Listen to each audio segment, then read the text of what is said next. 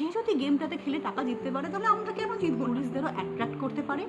আর 2-3 জন লোককে বাইরের দিকে হায়ার করে রাখে, তারা যখন গেমটা একটু জমতে শুরু করে বাইরে থেকে। এবার যখন আমরা প্যারিসে গেছিলাম, আমরা একটা অদ্ভুত জিনিস নোটিস করলাম। ওখানে আইফেল টাওয়ারের সামনে, আমাদের এখানে যেরকম জুয়া খেলা হয়, লটারি কাটা হয়, সেখানে একটা খেলা হচ্ছে। 2-3 জন ব্ল্যাক পিপল রয়েছে যারা 3-4টা ডাব্বা রেখেছে, ডাব্বার নিচে টাকা আছে। তোমাকে টাকা লাগিয়ে বলতে হবে যে কোন বক্সটার নিচে টাকা আছে।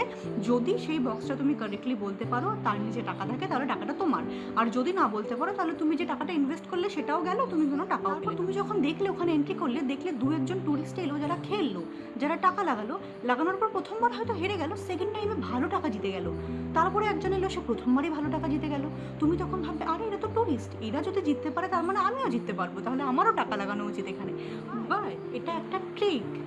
ওখানে যে লোকরা রয়েছে তারা সব একটা টিম।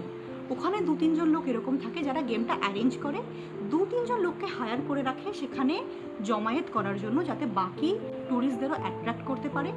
আর 2-3 জন লোককে বাইরের দিকে হায়ার করে রাখে, তারা যখন গেমটা একটু জমতে শুরু করে বাইরে থেকে ট্যুরিস্ট নিজেদের আইডেন্টিফাই করে, টাকা ইনভেস্ট করে, তাদেরকে 2-1বার জিতিয়ে দেওয়া হয়, যাতে বাকি ট্যুরিস্টরা মনে করে, আরে এ তো ট্যুরিস্ট, এক্ষুনি এলো বাইরে থেকে, আমাদেরই মতো একজন, খেলে টাকা জিততে পারে, তাহলে আমরা কেন জিততে পারবো? এইভাবে লোককে অ্যাট্রাক্ট করার জন্য ওরা একটা পুরো টিম বানিয়ে রাখে।